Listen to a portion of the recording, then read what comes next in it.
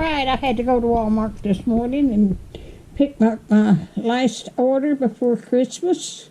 I needed some bacon because I'm going to make some Smokies and bacon as a snack for Christmas. I needed spaghetti sauce, and I got a cake, white cake mix because I'm going to make a coconut cake for Christmas. And needed some more eggnog. And I've been wanting some chip and some dip here.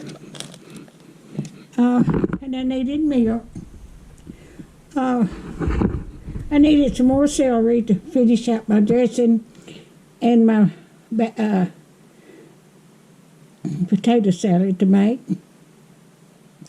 And then I wanted some Nutter Butter cookies. I like those. So, if you like my videos, just like, share, and subscribe. And hit that little bell when you want to be notified when I got another video coming out. And thank y'all so much for watching.